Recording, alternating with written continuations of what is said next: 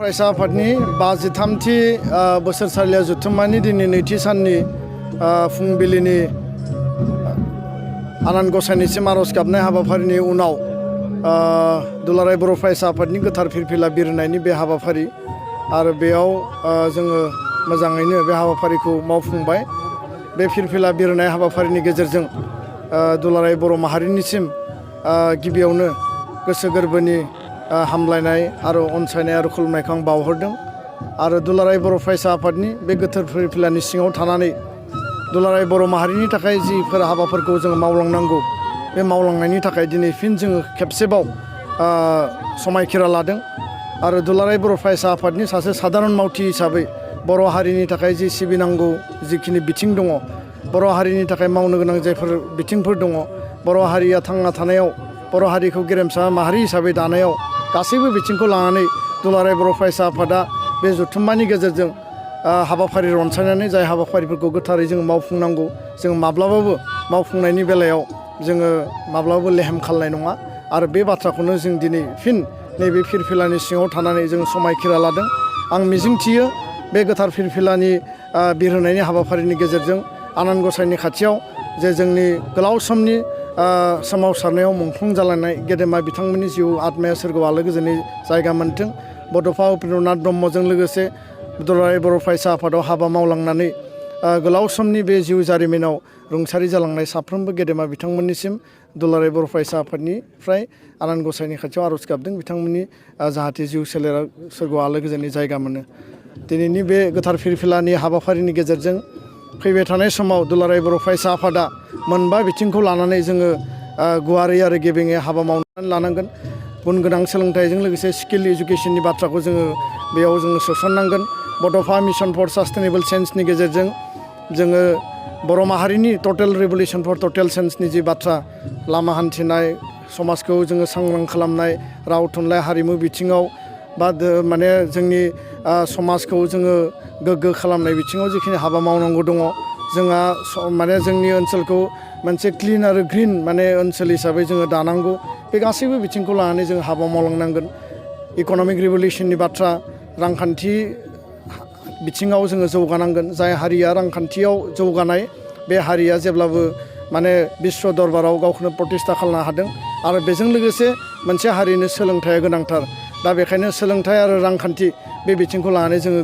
मजबुतै हाबा मावनांगोन। बेजों लोगोसे बर' हारियाव जिहेथु गोलाव समनि हाथियार सोमावसारनायनि उनाव सान्थि परिबेस गायसनजाबाय। दिनै बर' हारिनिफ्राय हाथियारनि जि सोमावसारनाय बे कमप्लिटलि जोबनानै थांबाय आरो बर' हारिया दिनै माने हाथियार गैयै मोनसे समाज हिसाबै गायसनजाबाय आरो जिहेथु गोजोना गायसनजाबाय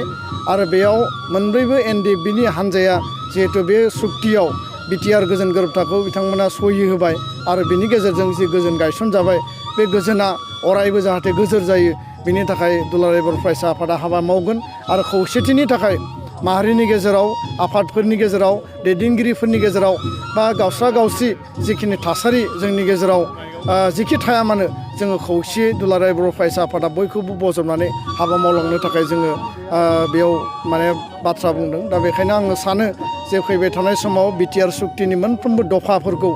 रोखा रोखायै जों मावफुंनांगोन। बिटिआर सुक्तिनि दफा बायदियै नैबे गहपुरनि मुंख्लं फोथाराव जि जायगायाव जों खुंजादों बे ओनसोलसिम आरो बिनि एसे आवगायनानै सिमलुगुरिसिम जोंहा गामि सोसननायनि बा बे ओनसोलखौ बिटिआरआव दाजाबनायनि जि एजेन्डा दङ आरो बे कमिसननि गेजेरजों मावफुंजागासिनो बे बिथिङाव जों माब्लाबाबो कमप्रमाइस खालामनाय नङा, माब्लाबाबो जोङो सारेन्डार खालामनाय नङा। बे बिथिंखौ लानानै जों हाबा मावगोन आरो सरकारजों जिखि लेभेलसिम जों जुजिनांगौ जोंनि नाजानाया माब्लाबाबो खम जानाय नङा। दा बेखायनो पलिटिकेल जिहेतु बे मेटारखौ लानानै खोब स्मुथलि खोब माने इन्टेलिजेन्टलि जोङो खामानि मावनांगोन दङ होननानै आं सानो। दिनै बिटिआरआ मोनसे गुवार हालाम जानो थांगासिनो दङ। बेयाव समस्ति बारायगोन, जिल्ला बारायगोन, जोंनि गामिया सोसनजागोन आरो जोङो मोनसे गुवार हालामखौ खुंनो थाखाय दिनै मोनसे क्षमता बा जों मर्यादाखौ जों मोननो हासिगोन। बिनि बायजोआव रायजो जानाय बर'फोरखौ लानानै बर' कसारि वेलफेयार अट'नमास काउन्सिल जि बिल, बे बिलआ आइनि महर मोननायनि लामायाव आरो बिनि उनाव इन्टारिम काउन्सिल जागोन, बेयाव बिसायख'थि जागोन। दा बे काउन्सिलखौ सामलायनो थाखाय जोंनि UBPOनि दैदेनगिरि एबसुनि आरो लोगोसे NDFB मोनब्रै हान्जानिबो गासैबो ज' सावरायलायनानै सागानगिरिफोरनि गेजेराव सावरायलायनानै फैबाय थानाय समाव बर' कसारि वेलफेयार अट'नमास काउन्सिलखौ बर' हारिनो नांनाय बायदि बर' हारिनि हा हु रैखाथिनिफ्राय लानानै राव थुनलाइ आरो बे ओनसोलाव रायजो जानाय बर' फिसाफोरनि आबुं जौगानायनि थाखाय ज'है जोङो डिसिसन लानांगोन इउनाइटेडलि जों डिसिसन लानांगोन बेनि अनगायैबो कार्बि आंलंनि बर'फोरनि एसटि हिलनि जेंनाया दिनैबो पेन्डिं जानानै दङ बे बिथिङाव भारतनि नखर मन्त्रि बिथांखौ जोङो स्पस्त'यै 26 डिसेम्बराव गुवाहाटीनि लक निर्माण भवनाव लोगो हमनायाव जोङो बुंदों आरो बिथाङा जोंनो बाथ्रा होदों जे फैबाय थानाय समाव कार्बि आंलंनि जेंनाखौ गोख्रैनो सुस्रांनो थाखाय बिथांमोना राहा लागोन होननानै बुंदों बे समाव बर' रावा भारतनि 80 सेड्युलाव सोसनजानायनि उनाव नैबे सुक्तिनि गेजेरजों जोङो आसामनि लोगो सरकारि राव हिसाबै जों गायसननो हाबाय बर' बिजोंनि सोलोंथाइखौ रोखा आरो आबुं खालामनो थाखाय स्कुल प्रभिन्सियेलाइजेसन कमिटिया खामानि मावगासिनो बर' मिडियामनि स्कुलखौ नायनो थाखाय आसामाव जोङो स्टेट लेभेलनि director of education for Bodo' medium जों मोननो हाबाय आरो बिनि अनगायैबो गोबांथार माखासे जिफोर बिथिंफोर दङ दिनै मावफुंजागासिनो दङ एनडिएफबिनि केडार आरो दैदेनगिरिफोरनि थाखाय रिहेबिलिटेसननि पेकेज मार्टियार फेमिलिनो एक्स ग्रेसिया होनाय आरो बिनि अनगायैबो केस उइथड्र खालामनाय जेलाव थानाय दैदेनगिरिफोरखौ दिनै दिहुननानै लाबोनाय बे गासैबो खामानिया सागानगिरि बिटिआर सरकार आसाम सरकार भारत सरकार आरो दुलाराय बर' फरायसा आफादनि दिनैनि जि जोंहा टीम दङ बे टीमनि गेजेरजों दिनै जोङो मावगासिनो दङ आं मिजिंथियो बर' माहारिबादखौ जों फोथांना लाखिनांगोन बर'नि सोमावसारनाय फिजिकेल मुभमेन्टआ जोबथ'फैबाय बे सुक्तिनि गेजेरजों गोजोन थासारि गायसनजाबाय नाथाय जोंहा इसिङारि जि रिभलिउसन मावनो गोनां दङ बे सुक्तिखौ जोङो मोगथाङाव जाफुंहोनो थाखाय जिखिनि बिथिंखौ लानानै जों खामानि मावनो गोनां दङ बे बिथिङाव जोंहा दाबो माखासे खामानि मावनो गोनां दङ सुक्तिया जालांबाय दुलाराय बर' फरायसा आफादा मावनो गोनां हाबा गैलिया बेबायदि बाथ्रा गैया